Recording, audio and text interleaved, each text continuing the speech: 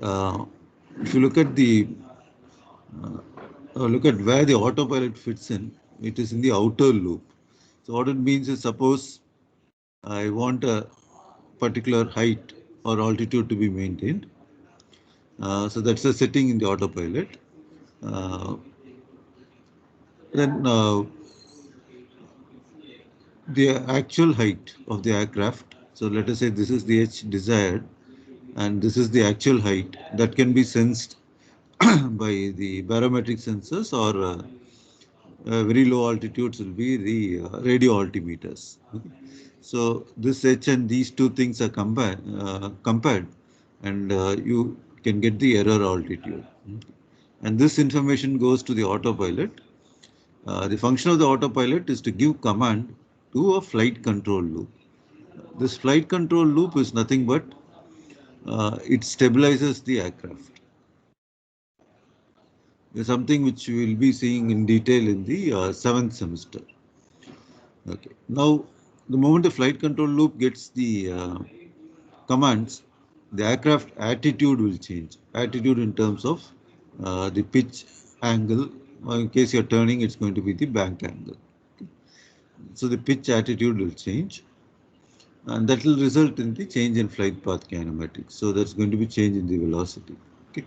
Velocity vector, basically. So if you really look at it, there are two loops. One is the outer loop where the autopilot is going to fit in, and the inner loop where the flight control takes care of. And outer loop is something which is very slow in nature. Like, you don't keep changing your altitude quite often. If you are setting a cruise altitude of say 20,000 feet, you don't keep changing that quite often. Whereas the flight control loop is a very fast reacting loop. Anytime there's a small disturbance, it comes into play. Last class I explained about the general notations used for controls. Uh, what it means is a positive control surface displacement will result in a negative aircraft response. So the angles of the control surfaces, suppose eta is the elevator deflection angle. If you're deflecting the elevator, the aircraft is going to pitch down, okay, around the y-axis. So this is the y-axis, and this is the x-axis. So aircraft is going to pitch down. That is, a positive elevator deflection has resulted in a pitch down attitude, which is a negative aircraft response. So similarly for ailerons and rudder. Then I explained about few velocities uh, around the. So this is the velocity vector has three components along the body. This is called the body axis of the aircraft. So in the direction of the nose, it's x, and from the CG towards the uh, right wing, starboard wing tip, that is y axis, x, y, and in case of z, it is always taken as down. Okay, so it's x, y, z. That's how the body axis is defined. And when you rotate about the y axis, it is pitch. When you roll about the x axis, it's called roll angle phi. Okay, and you yaw about the z axis, and that is psi. In addition, you have this velocity components. These are all the rotational velocities. Okay, the phi dot, theta dot, and psi dot. So phi dot is given by p, and theta dot is q, and psi dot is r. So pqr. That's how you remember it. And the velocity components are u in the direction of x, v in direction of the y-axis, and downward thing is UVW. So this is some notation you'll keep coming at. You'll have to be familiar with, not only in this course but the next flight dynamic course also. Okay. Suppose there is no autopilot, let's say there is no autopilot and it's a conventional aircraft, the pilot will give some deflection to the stick, and that will give some inputs to the aircraft dynamics, like in terms of change in deflection of the elevator angle or uh, aileron or rudder, and that will change the motion variables PQR and UVW. That in turn is going to change the attitude of the aircraft. So suppose there is no autopilot, the pilot will continuously keep looking at cues. These cues are visual cues. Visual cues is you look out of the cockpit, you know whether the aircraft is going up or down or rolling left or right. Or you can look at the attitude indicator to give the reference. There will be some physical cues in terms of acceleration also. That's why you will have this AY, AZ and all. So you can actually feel that aircraft going down or incorrectly banking. Something similar to when you're traveling in a car and you apply a brake, you feel that acceleration, right? The seat pushing against you. Similarly, the pilot also looks for such cues. So it can be acceleration cues as well as visual cues. But if you are going for very high performance aircraft, the pilot cannot give such sort of commands continuously and it will lead to fatigue. That's where the autopilot comes in. So what you do is you sense all these motion variables using appropriate sensors. Generally, aircrafts are made unstable nowadays. So the stability augmentation loop is something which works continuously. It gives an artificial stability to the aircraft. Okay. Uh, that forms the inner loop, whereas the outer loop has the same motion sensors are there, but now the autopilot control laws take over and then give appropriate commands. So this addition of these two commands goes into the uh, aircraft dynamics, and then you get appropriate response of the aircraft. When you talk about control hierarchy, the topmost is flight management system, which nowadays we have one more called free flight. You really don't take permission from anyone, just take off and you can land at your destination. So now free flight, one step lower is flight management system.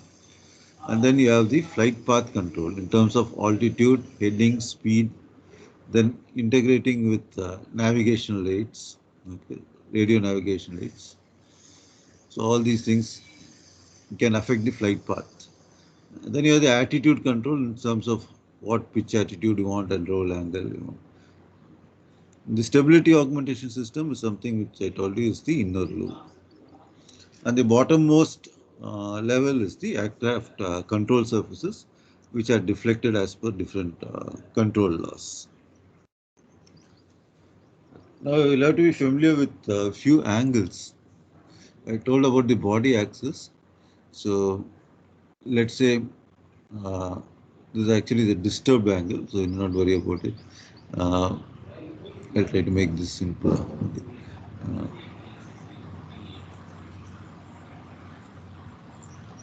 the velocity between the x component of the velocity, the angle between the velocity component, x component velocity and the velocity vector is alpha. Okay, and then if you talk about the horizon, with respect to the horizontal, what is the velocity vector? That is gamma. This is called the flight path angle.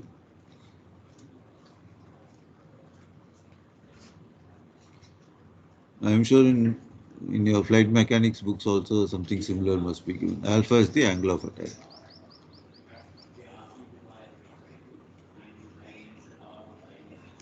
Okay. Sum of alpha and gamma is going to give you the pitch attitude theta. So theta is the pitch attitude. Uh, all the subscript E is nothing but at equilibrium. And you disturb the perturbed body axis is something which you learn in flight dynamics. Right now, don't worry about this perturbed body axis. Just remember these angles. And also don't worry about all this wind axis and all this right now. Okay.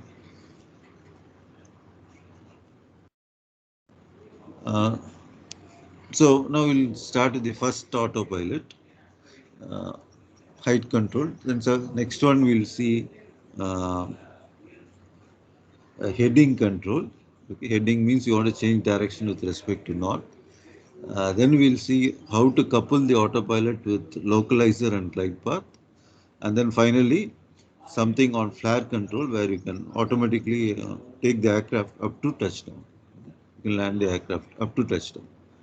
Localizer and glide path will take you up to some threshold, but not up to touchdown. But there is a flare control autopilot which will allow you to allow the which automates the whole process up to touchdown. Okay. Now for height control, so you give a desired height h desired. You monitor what is your present height, so you will get a error in height. This multiplied by some gain will tell you what pitch attitude angle you will have to is desired. Okay, so this h gets converted in terms of theta, uh, and the actual theta comes from the attitude heading reference system. So again, you have an error in the uh, pitch attitude angles, which gets translated to some pitch rate. Okay. Q desired and what is the actual pitch rate. Now this command is what goes into the elevator, and there is a deflection in the appropriate deflection given to the elevator. The moment you deflect the elevator, uh, the aircraft starts responding in terms of the dynamics, which again you will see in your seventh semester. So that results in change in Q, theta, and alpha. So this Q is sensed and it's used for stabilizing the aircraft. Uh, you'll find that the aircraft, when you draw the um, route locus, you'll find that aircraft without stabilization will not have desirable flying qualities. Okay, so you'll have to stabilize it artificially.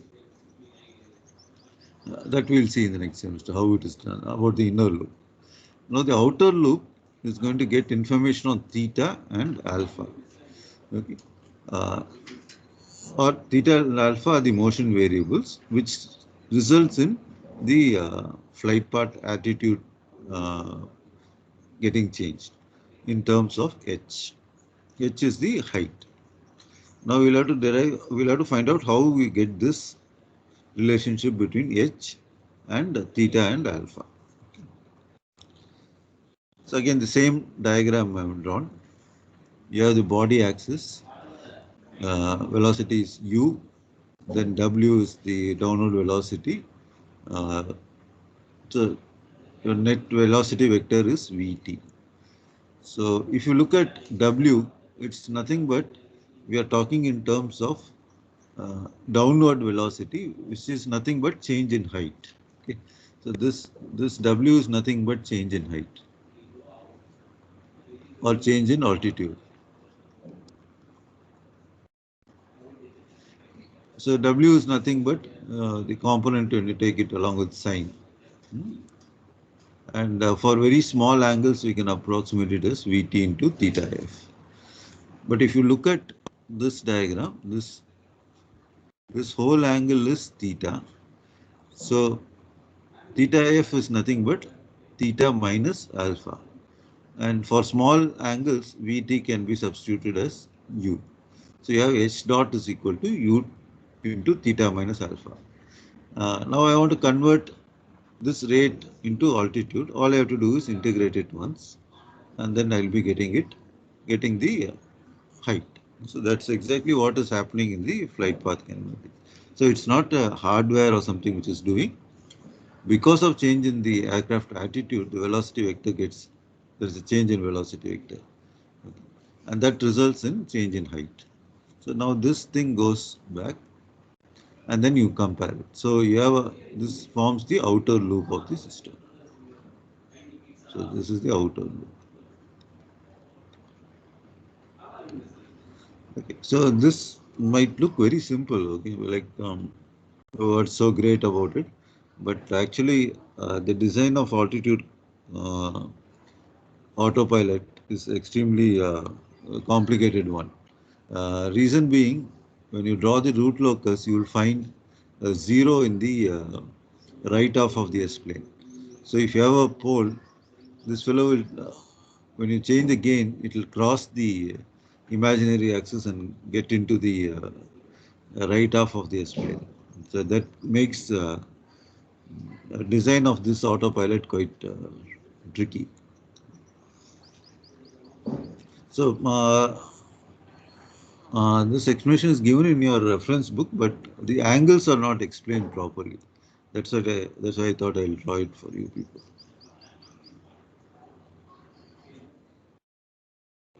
Okay. The next one is heading control autopilot. Uh, like last class, I asked Priya to derive the previous thing, but I think conveniently she has bunked today's class. Okay. So, Sandita, now I'm giving you this assignment. Yes. You'll have to derive the relationship between bank angle phi,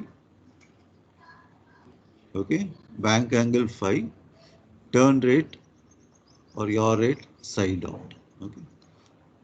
I already told that it's phi is equal to nothing but Vt by g into psi dot. You'll have to prove it from your basic physics. Okay. And radius of turn is r, lift is L, and you can take weight is equal to W. So W is equal to mg. Then you find all the centripetal accelerations and all those things and try to come out with some relationship which will finally eliminate this L term and you're left with only phi and psi dot with some constants Vt and g. Okay, Sandhita. Huh? So I'm giving you Yes. this as an assignment. Next class, we have some inspection coming up. So I'm winding up now. Uh, Next class, I think Sarup will talk about airing. Right, Sarup? Yes, That will be on Wednesday. Okay. yes, sir. After Sarup's talk, then Sandhita will take over and explain this thing. Okay. The relationship between psi dot and bank angle phi. Okay. So today Yes. I'll wind up and we'll meet on Wednesday. Vani, I think you came late. Vani, can you hear me?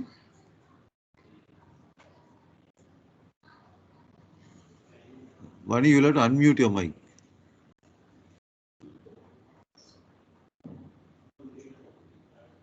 It's not picking up.